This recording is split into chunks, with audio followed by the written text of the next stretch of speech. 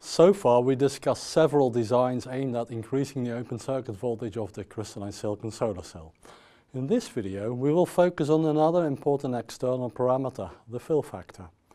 First, we will briefly discuss the ideal fill factor of a solar cell. Then we will demonstrate that the fill factor of the cell is most influenced by parasitic resistance. We will then turn our focus to the front contact production process on how the metal grid design should be balancing contact resistance, emitter resistance and shading of light.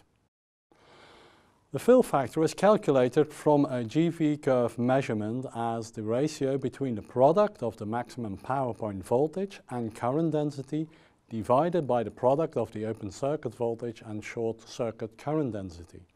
This is shown in this slide as the ratio between the dark blue square and the pale blue square as was demonstrated before.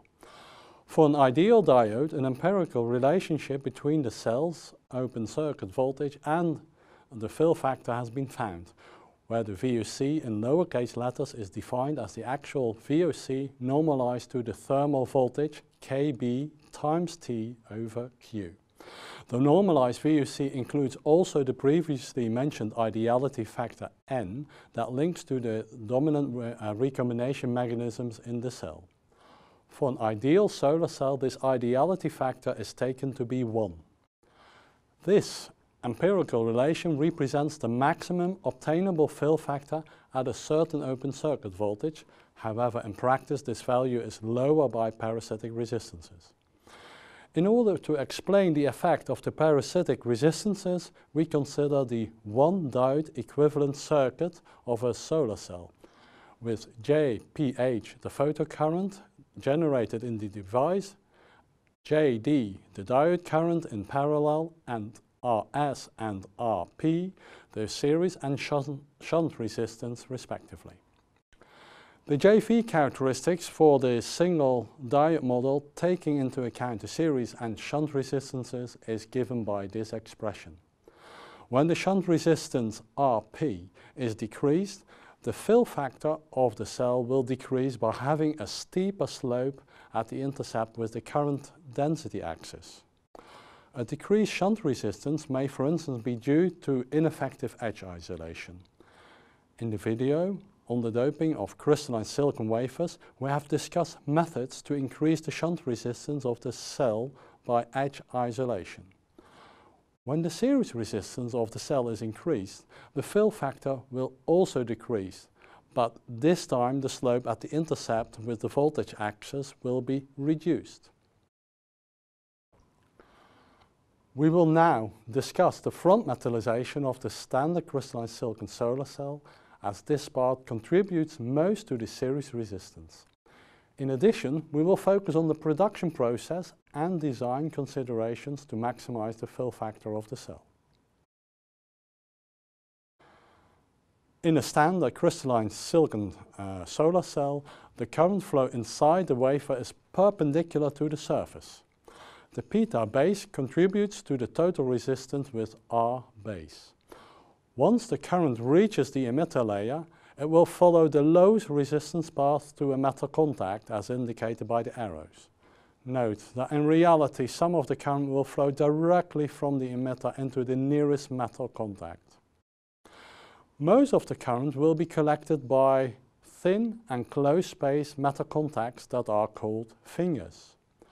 Wider contacts, called the bus bars, will further conduct the current to an external circuit, or in case the cell is connected in series to other cells, it will transport the current to the next cell.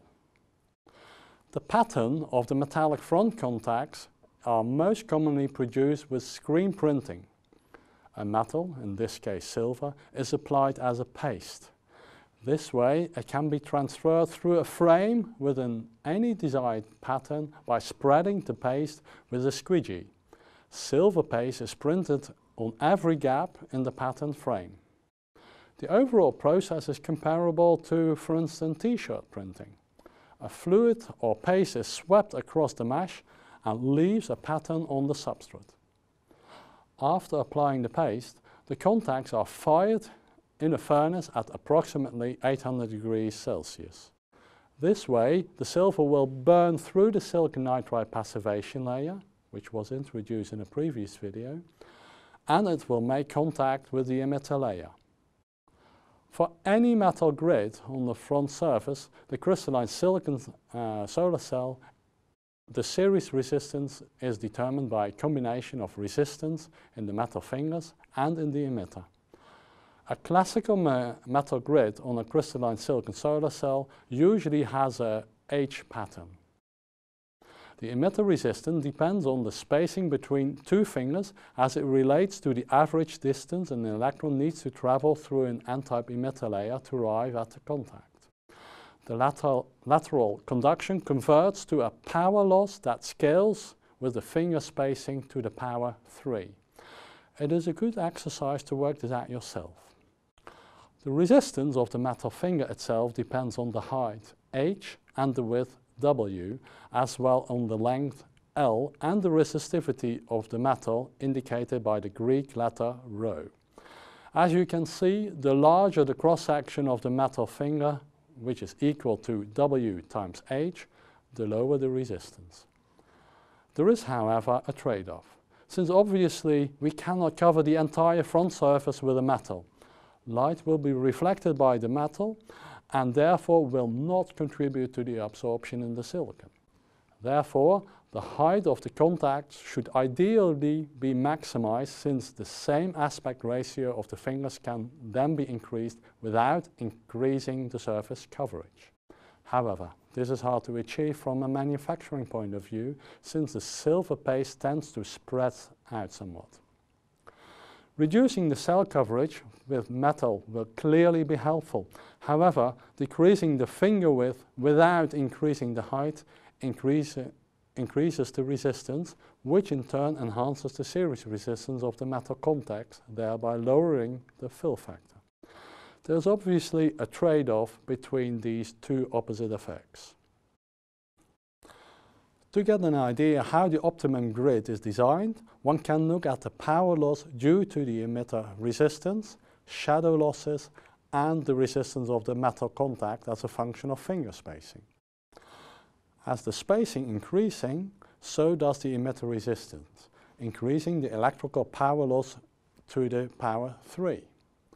The resistance of the contacts will only slightly increase as they will each collect more current. Shading by metal coverage leads to a power loss for larger finger spacing. The optimum finger spacing can be derived from a diagram as shown here. When we can make a similar figure for the finger width W, only this does not influence the resistance in the emitter. The power loss by shading will increase linearly with increased finger width, but the resistance of the contact will drop with 1 over the width when assuming that the finger height h remains the same. Again, an optimum can be derived for which the power loss is minimized. To summarize this video, we have discussed an empirical relation between the open circuit voltage and the maximum obtainable fill factor, but in reality the fill factor is most affected by parasitic resistance. The front contacts of the cell contribute to the series resistance. Bus bars and fingers are applied in a pattern by screen printing. Finally, the design of the front metallization grid is a trade-off between the emitter resistance, shading, and the resistance of the contact.